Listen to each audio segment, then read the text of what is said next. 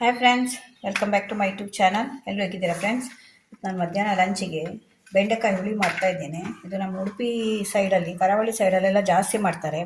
ಇದು ಹೇಗೆ ಅಂದರೆ, ನಾವು ಹಸಿಮೆಣಸಿನ್ಕಾಯಿ ಇದೆಯಲ್ಲ, ಇದು ಹಸಿಮೆಣಸಿನ್ಕಾಯಿ ಹಾಕಿ ಮಾಡೋದು. ಇದಕ್ಕೆ ನಾವು ಖಾರಕ್ಕೆ ಹಾಕೋದೇ ಹಸಿಮೆಣಸಿನ್ಕಾಯಿ. ಇದಕ್ಕೆ ಸಾಂಬಾರು ಪೌಡ್ರು ಅದೆಲ್ಲ ಏನು ಹಾಕ್ಲಿಕ್ಕಿಲ್ಲ. ಬೋಳು ಹುಳಿ ಅಂತ ಹೇಳ್ತೇವೆ ನಾವು, ಬೆಂಡೆಕಾಯಿ ಬೋಳು ಹುಳಿ ಅಂತ. ಇಲ್ಲಿ ನೀವು ಈ ಕಡೆ ಎಲ್ಲ ಬಂದಿದ್ದರೆ ದೇವಸ್ಥಾನದಲ್ಲಿ ಫಂಕ್ಷನ್ಲೆಲ್ಲ ಇದು ಮಾಡ್ತಾರೆ. ಇದು ಕಲರ್ ನಿಮಗೆ ಯೆಲ್ಲೋ ಕಲರ್ ಇರುತ್ತೆ ಸಾಂಬಾರು. ಅದರಿಂದ ಇವತ್ತು ಅದನ್ನು ಮಾಡ್ತಾ ಇದ್ದೇನೆ ನೋಡಿ. ಅದಕ್ಕೆ ನಾನು ಒಂದು 1/4 kg ಅಷ್ಟು ಬೆಂಡೆಕಾಯಿ ತೊಗೊಂಡು ಈ ರೀತಿ ಕಟ್ ಮಾಡಿ ಇಟ್ಕೊಂಡಿದ್ದೇನೆ. ಈ ಸೈಜಲ್ಲಿ ಕಟ್ ಮಾಡ್ಕೊಳ್ಬೇಕು ನೀವು. ಮತ್ತು ಒಂದು 7ರಿಂದ 8 ಹಸಿಮೆಣಸಿನ್ಕಾಯಿ ಬೇಕಾಗುತ್ತೆ, ಯಾಕೆಂದರೆ ಖಾರಕ್ಕೆ ಇದೆ ಅಲ್ವಾ. ಆದ್ದರಿಂದ ಒಂದು ಸ್ವಲ್ಪ ಹುಣಸೆ ಉಳಿಬೇಕಾಗುತ್ತೆ, ಒಂದು ನಿಂಬೆ ಗಾತ್ರದಷ್ಟು. ಇವಾಗ ಇದನ್ನೆಲ್ಲ ನೀಟಾಗಿ ಕಟ್ ಮಾಡ್ಕೊಂಡಿದ್ದೇವೆ. ಏನು ಮಾಡಬೇಕು ಅಂದರೆ, ತೊಳೆದುಕೊಂಡಾದ್ಮೇಲೆ ಇದನ್ನು ನೀರಿನ ಅಂಶ ಇರಬಾರ್ದು, ಇದರಲ್ಲಿ ಒರೆಸ್ಕೊಳ್ಬೇಕು. ಇದು ನೀರಿನ ಅಂಶ ಇಲ್ಲದಾಗಿ. ಹೀಗೆ ಇವಾಗ ಬೋಳು ಹುಳಿಗೆ ನಾನೊಂದು 2 ಹಿಡಿಯಷ್ಟು ಬೇಳೆ ತೊಗೊಂಡಿದ್ದೇನೆ ನೋಡಿ. ಒಂದಿಷ್ಟು ಇದು ಸಾಕಾಗುತ್ತೆ. ಇದು ನೆನೆಸಿ ಇಟ್ಟಿದ್ದೇನೆ ನಾನು. ಬೇಳೆ ನೆನೆಸಿ ಇಡೋದ್ರಿಂದ ನಿಮಗೆ ಬೇಗ ಬೇಯುತ್ತೆ ಮತ್ತು ಗ್ಯಾಸ್ ಕೂಡ ಸೇವ್ ಆಗುತ್ತೆ. ಇವಾಗ ಇದನ್ನು ಕುಕ್ಕರಲ್ಲಿ ಹಾಕಿ ಬೇಯಿಸ್ಕೊಳ್ತೇನೆ ನಾನು. ಇದು ಬೆಂಡೆಕಾಯಿ ಬೇಳೆ ಹಾಕಿ ಮಾಡುವಂಥ ಬೋಳು ಹುಳಿ ಇದು. ಅದು ತುಂಬ ಚೆನ್ನಾಗಿರುತ್ತೆ. ಈ ಸೈಡೆಲ್ಲ ತುಂಬ ಫೇಮಸ್ಸು ನಮಗೆ. ಇವಾಗ ಇದಕ್ಕೆ ಸ್ವಲ್ಪ ನೀರು ಹಾಕಿ ಬೇಯಲಿಕ್ಕೆ ಇಡ್ತಾ ಇದ್ದೇನೆ. ಬೇಳೆ ಎಲ್ಲ ಆದಷ್ಟು ಕುಕ್ಕರಲ್ಲಿ ಬೇಯಿಸ್ಕೊಂಡ್ರೆ ನಿಮಗೆ ಗ್ಯಾಸ್ ಸೇವ್ ಆಗುತ್ತೆ, ಟೈಮ್ ಕೂಡ ಸೇವ್ ಆಗುತ್ತೆ. ಒಂದು 2-3 ವಿಸಿಲ್ ಬಂದರೆ ಸಾಕು. ಇದಕ್ಕೊಂದು ಸ್ವಲ್ಪ ಅರಿಶಿಣದ ಪೌಡ್ರ್ ಹಾಕ್ತಾ ಇದ್ದೇನೆ. ಇದನ್ನು ಬೇಯಲಿಕ್ಕೆ ಇಡ್ತೇನೆ. ಇವಾಗ ಸ್ವಲ್ಪ ಎಣ್ಣೆ ಇಟ್ಟಿದ್ದೇನೆ. ಸ್ವಲ್ಪ ಎಣ್ಣೆ ಇಟ್ಟು ಬೆಂಡೆಕಾಯಿ ನೀವು ಇದಕ್ಕೆ ಹಾಕಿ ಫ್ರೈ ಮಾಡಬೇಕು. ಇದು ಬೇಯಿಸ್ಕೊಳ್ಳಿಕ್ಕಿಲ್ಲ, ಸ್ವಲ್ಪ ಎಣ್ಣೆ ಹಾಕಿ. ತೆಂಗಿನ ಎಣ್ಣೆ ಹಾಕಿದರೆ ಸ್ವಲ್ಪ ರುಚಿ ಜಾಸ್ತಿ ಇರುತ್ತೆ. ಈಗ ತೆಂಗಿನ ಎಣ್ಣೆ ಇಷ್ಟ ಇಲ್ಲದವರು ಬೇರೆ ಯಾವುದಾದ್ರೂ ಎಣ್ಣೆ ಹಾಕ್ಕೊಳ್ಬೋದು. ಸ್ವಲ್ಪ ಎಣ್ಣೆ ಇಟ್ಟು ಫ್ರೈ ಮಾಡ್ಕೊಳ್ಬೇಕು. ಇದು ಬೇಯಿಸ್ಕೊಳ್ಳಿಕ್ಕಿಲ್ಲ, ಬೇಳೆ ಮಾತ್ರ ಸಪ್ರೇಟಾಗಿ ಬೇಯಿಸ್ಕೊಂಡ್ರೆ ಆಯಿತು. ಇದು ಫ್ರೈ ಮಾಡ್ಕೊಳ್ಳೋದು. ಅದಕ್ಕೊಂದು ಸ್ವಲ್ಪ ಉಪ್ಪು ಹಾಕ್ತೇನೆ, ಬೇಗ ಫ್ರೈ ಆಗುತ್ತೆ ಆಗ. ಈ ರೀತಿ ಫ್ರೈ ಮಾಡೋದ್ರಿಂದ ನಿಮಗೆ ತುಂಬ ರುಚಿ ಬರುತ್ತೆ, ಒಂಥರ ಫ್ಲೇವರ್ ಚೆನ್ನಾಗಿರುತ್ತೆ. ಯಾಕೆಂದರೆ ಈ ಬೆಂಡೆ ತುಂಬ ಬೆಂದು ಹೋಗಲ್ಲ, ಹಾಫ್ ಬಾಯ್ಲ್ ಥರ ಆಗಿರುತ್ತೆ, ಗರಿ ಗರಿ ಆಗಿರುತ್ತೆ ಬೆಂಡೆ. ತುಂಬ ಚೆನ್ನಾಗಿರುತ್ತೆ. ಈ ಥರ ಕೂಡ ಮಾಡ್ಬೋದು. ಒಂದ್ಸಲ ಟ್ರೈ ಮಾಡಿ ನೋಡಿ ಬೆಂಡೆ ಹುಳಿನ. ನಮಗೆ ಉಡುಪಿ ಸೈಡೆಲ್ಲ ತುಂಬ ಮಾಡ್ತಾರೆ, ತುಂಬ ಫೇಮಸ್ ಕೂಡ ಇದು. ಬೆಂಡೆ ಬೋಳು ಹುಳಿ ಅಂದರೆ ತುಂಬ ಫೇಮಸ್ ಇಲ್ಲಿ. ಅಂದರೆ ಹಸಿಮೆಣಸಿನ್ಕಾಯಿ ಹಾಕಿ ಮಾಡೋವಂಥದ್ದು.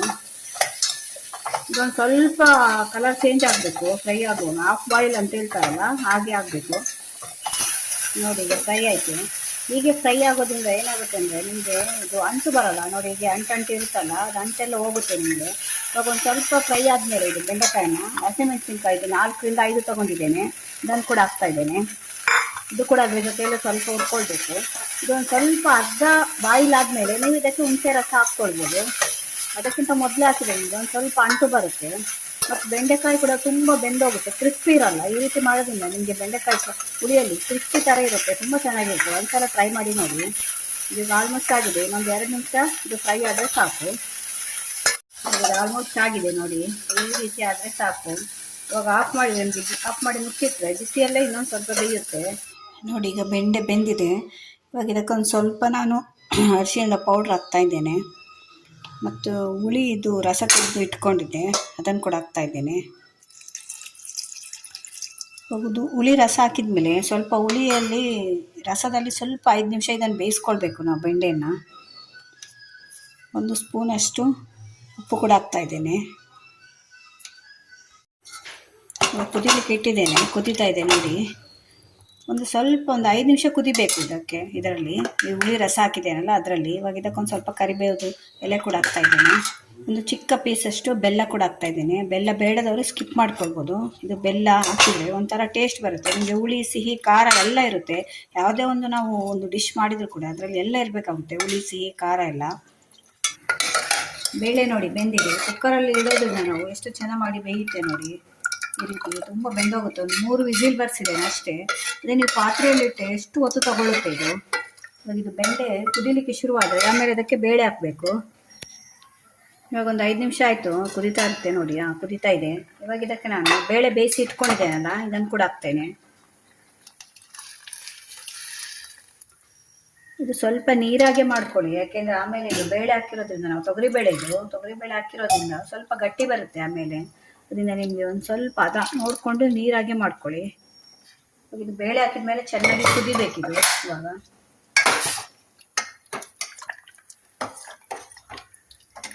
ಇದು ಹುಳಿ ಇದೇ ಕಲರಲ್ಲೇ ಇರುತ್ತೆ. ನಾವು ಈಗ ಸಾಂಬಾರು ಪೌಡ್ರ್ ಹಾಕಿದರೆ ಕೆಂಪು ಕಲರ್ ಬರುತ್ತಲ್ಲ, ಇದು ಯೆಲ್ಲೋ ಕಲರಲ್ಲೇ ಇರುತ್ತೆ. ಇದು ಈ ಕಡೆ ತುಂಬ ಸ್ಪೆಷಲ್. ಇದು ಹುಳಿ ಉಡುಪಿ ಮಂಗಳೂರು ಕರಾವಳಿ ಸೈಡಲ್ಲೆಲ್ಲ ತುಂಬ ಮಾಡ್ತಾರೆ. ಇದು ಹಸಿಮೆಣಸಿನ್ಕಾಯಿ ಹಾಕಿ ಮಾಡುವಂಥ ಬೆಂಡೆಕಾಯಿ ಬೋಳು ಹುಳಿ ಅಂತ ಹೇಳ್ತೇವೆ ನಾವು ಇದಕ್ಕೆ. ಇದು ಚೆನ್ನಾಗಿ ಕುದಿ ಬರ್ತಾ ಇದೆ ನೋಡಿ, ಹೇಗೆ ಕಾಣ್ತಿದೆ ನೋಡಿ, ತುಂಬ ಚೆನ್ನಾಗಿರುತ್ತೆ. ಒಂದ್ಸಲ ಟ್ರೈ ಮಾಡಿ ನೋಡಿ. ನೀವು ಮಾಮೂಲಿ ಈಗ ಮನೇಲಿ ಮಾಡ್ತೀರಲ್ಲ ಅದಕ್ಕಿಂತ ಸ್ವಲ್ಪ ಡಿಫ್ರೆಂಟ್ ಆಗಿರುತ್ತೆ. ಇದು ಕುದಿ ಬರ್ತಾ ಇದೆ. ಇವಾಗ ಇದಕ್ಕೆ ಒಂದು ಸ್ವಲ್ಪ ಹಿಂಗು ನೆನೆಸಿ ಇಟ್ಕೊಂಡಿದ್ದೆ ನಾನು. ಇದೊಂದು ಮುದ್ದೆ ಹಿಂಗು ನಮ್ಮ ಉಡುಪಿ ಮಂಗಳೂರು ಕಡೆ ಎಲ್ಲ ಸಿಗುತ್ತೆ. ಇದನ್ನು ಹಾಕ್ತಾ ಇದ್ದೇನೆ. ಮತ್ತೊಂದು ಸ್ವಲ್ಪ ಕೊತ್ತಂಬರಿ ಸೊಪ್ಪು ಕೂಡ ಹಾಕ್ತಾ ಇದ್ದೇನೆ. ಹಿಂಗು ಮತ್ತು ಕೊತ್ತಂಬರಿ ಸೊಪ್ಪು ಹಾಕಿದ ಮೇಲೆ ಜಾಸ್ತಿ ಕುದಿಸಬೇಡಿ, ಒಂದು 2 ಕುದಿ ಬಂದರೆ ಸಾಕು. ನೋಡಿ, ಈಗ ಬೆಂಡೆಕಾಯಿ ಬೇಳೆ ಹಾಕಿ ಮಾಡಿದಂಥ ಬೆಂಡೆಕಾಯಿ ಬೋಳು ಹುಳಿ ರೆಡಿಯಾಗಿದೆ. ತುಂಬ ಚೆನ್ನಾಗಿದೆ ನೋಡಿ. ಇದಕ್ಕೆ ಹಸಿಮೆಣಸಿನ್ಕಾಯಿ, ಇದಕ್ಕೆ ಖಾರಕ್ಕೆ ನಿಮಗೆ ಖಾರ ಜಾಸ್ತಿ ಬೇಕು ಅಂದರೆ ಇನ್ನೂ ಜಾಸ್ತಿ ಹಾಕ್ಕೊಳ್ಬೋದು. ನಾನೊಂದು 4ರಿಂದ 5 ಹಾಕಿದ್ದೇನೆ. ನಿಮ್ಗೆ ಇನ್ನೂ ಜಾಸ್ತಿ ಖಾರ ಬೇಕು ಅಂದರೆ ನಿಮಗೆ ಇನ್ನೊಂದು 7-8 ಹಾಕ್ಕೊಳ್ಬೋದು. ಅದಕ್ಕೆ ಸಾಂಬಾರು ಪೌಡ್ರು ಏನು ಹಾಕ್ಲಿಕ್ಕಿಲ್ಲ, ಬರೀ ಹಸಿಮೆಣಸಿನ್ಕಾಯಿ ಹಾಕಿ ಬೇಳೆ ಹಾಕಿ ಬೆಂಡೆಕಾಯಿ ಹಾಕಿ ಮಾಡುವಂಥ ಹುಳಿ ಇದು. ಬೋಳು ಹುಳಿ ಅಂತ ಕರಿತೇವೆ ನಾವು ಈ ಕಡೆ. ಈಗ ಆಯಿತು. ಇವಾಗ ಇದಕ್ಕೊಂದು ತೆಂಗಿನಕಾಯಿ ಎಣ್ಣೆಯಲ್ಲಿ ಒಗ್ಗರಣೆ ಕೊಡಬೇಕು. ನೋಡಿ, ಇಷ್ಟು ಕುದಿ ಬರಬೇಕು. ಇಷ್ಟು ಕುದಿ ಬಂದ ಕೂಡಲೇ ನೀವು ಆಫ್ ಮಾಡಿದರೆ ಆಯಿತು. ನೋಡಿ, ಒಳ್ಳೆ ಕುದೀತಾ ಇದೆ. ಇವಾಗ ಆಲ್ಮೋಸ್ಟ್ ಆಗಿದೆ ಇದು. ಇವಾಗ ಇದಕ್ಕೆ 1 ಸ್ಪೂನ್ ಅಷ್ಟು ನಾನು ತೆಂಗಿನಕಾಯಿ ಎಣ್ಣೆ ಇಟ್ಟಿದ್ದೇನೆ. ನಿಮ್ಮ ಹತ್ರ ತೆಂಗಿನಕಾಯಿ ಎಣ್ಣೆ ನಿಮಗೆ ಆಗಲ್ಲ ಅಂದರೆ, ಕೆಲವರಿಗೆ ಇಷ್ಟ ಆಗಲ್ಲ ಇದರಲ್ಲಿ ಒಗ್ಗರಣೆ ಮಾಡಿದರೆ, ಅವಾಗ ನಿಮ್ಮ ಹತ್ರ ಇರೋ ಆಯಿಲಲ್ಲಿ ಮಾಡ್ಕೊಳ್ಬೋದು. ಮನೆಯಲ್ಲಿ ಇರುತ್ತಲ್ಲ ಆಯಿಲ್, ಅದರಲ್ಲಿ ಮಾಡ್ಕೊಳ್ಳಿ. ಇವಾಗ ಇದಕ್ಕೆ 1 ಸ್ಪೂನ್ ಅಷ್ಟು ಸಾಸಿವೆ, ಒಂದು ಅರ್ಧ ಸ್ಪೂನು ಜೀರಿಗೆ, ಮತ್ತೊಂದು ಅರ್ಧ ಸ್ಪೂನು ಉದ್ದಿನಬೇಳೆ ಹಾಕ್ತಾಯಿದ್ದೇನೆ. ಇದು ಕೆಂಪು ಮೆಣಸಿನ್ಕಾಯಿ ಹಾಕ್ತಾ ಇದ್ದೇನೆ. ಮತ್ತೊಂದು ಸ್ವಲ್ಪ ಕರಿಬೇವು. ನೋಡಿ, ಒಗ್ಗರಣೆ ಆಯಿತು.